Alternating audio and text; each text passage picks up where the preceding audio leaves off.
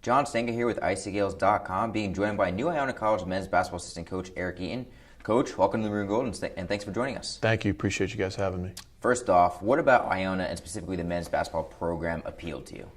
It's an opportunity for me to be here at the premier program in the league. Having won 10 championships in the MAC and be with Coach Klus and Coach Grasso and learn from them is an opportunity I couldn't pass up. Here with the Quinnipiac Bobcats for 10 years. Is it a little bit weird joining a MAC rival, if you will, joining the staff of the Maroon and Gold? I think initially it probably was to start, and it probably will be when we play them. But I got great memories from my time at Quinnipiac, and people treated me very, very well there, and it was a lot of fun. But when you're in this business long enough, you're going to move schools, and it's a new chapter for me. So I'm the type of person that just looks ahead instead of looking back. I was fortunate to be there, but I feel really, really lucky to be here. While coaching with the Bobcats, what were your thoughts on the bench when you know you were going up against Coach Klus and the Gaels? Trying to keep my head down because I know it was going to be raining threes. When you go up against Iona team, you're going to have to be in shape. You're going to have to work. You're going to have to run, and you're going to have to stop them from scoring. And I haven't seen anyone do it yet with effectiveness. So I think I'm glad to be on the other bench right now and have to watch other teams try to do it.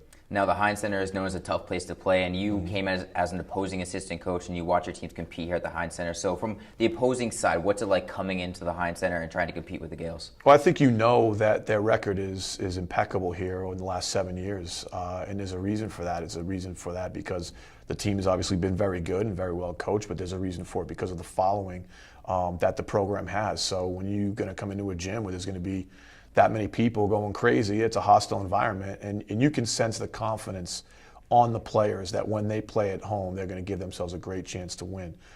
So when you see that, it's difficult to try to keep that out of your psyche as a player or a coach. You can say what you want to say, but that's a hard thing to do.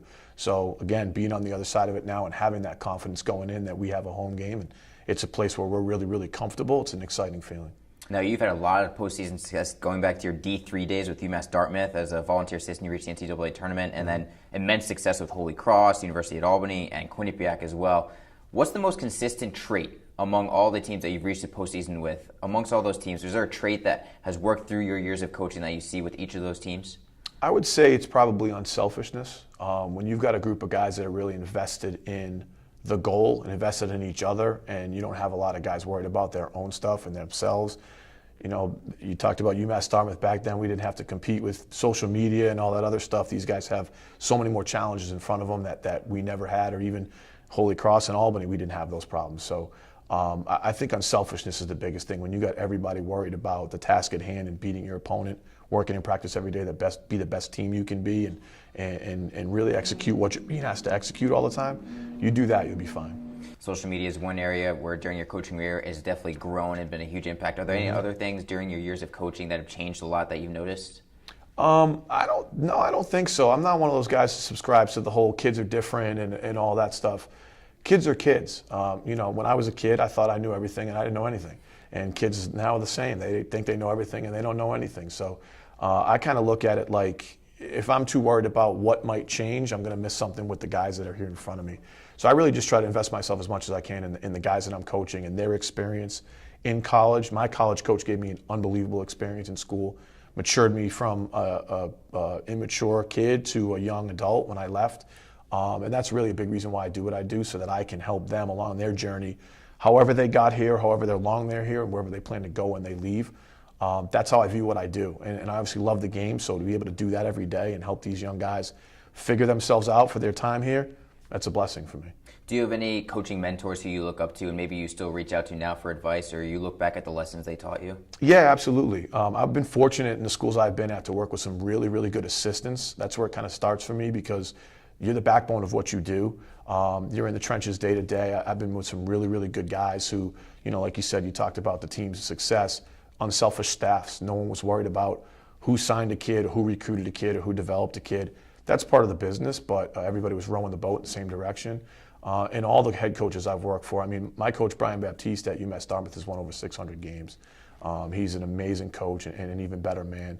I was really fortunate to have my first job with Ralph Willard, who's a really experienced coach, had NBA experience, had high major experience, really develops his assistants to teach you what it means to be an assistant and how to get yourself in position to be a head coach was an ultimate goal of mine. Will Brown we're about the same age, and Will's a really good friend of mine. He's an excellent coach, really, really good with his players and really good with development. And Coach Moore was great because it was his first head coaching job at Division I, and he gave us a ton of freedom to kind of put our imprint as assistants on it. So I've been lucky, and now with Coach Kloos, he's a really good guy. He's a brilliant coach. He's really fun to be around, so I'm loving it. I've been lucky to work with some great people.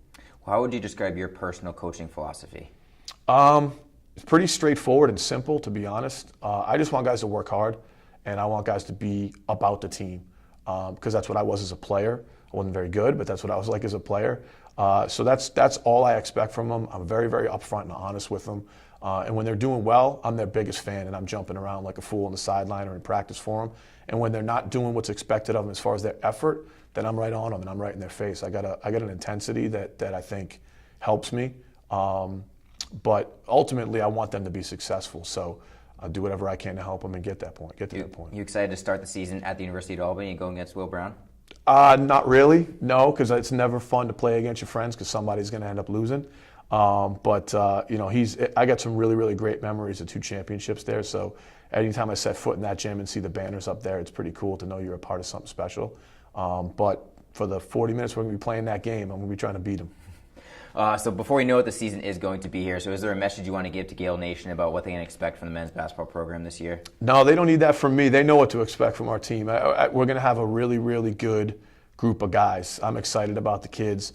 We were in a meeting the other day, and Coach was talking about how excited he is about the team. So for me to stand in front of him going into his 8th year and see his excitement about this year's team, that just gets me excited. And I'm just trying to learn every day, and I'm looking forward to meeting the fans and the people that are here every night cheering for us. But it's going to be a fun winter for us. Well, Assistant Coach Eric Eaton, thanks for joining us, and best of luck in preparing for the 2017-18 season. Appreciate it. Thank you.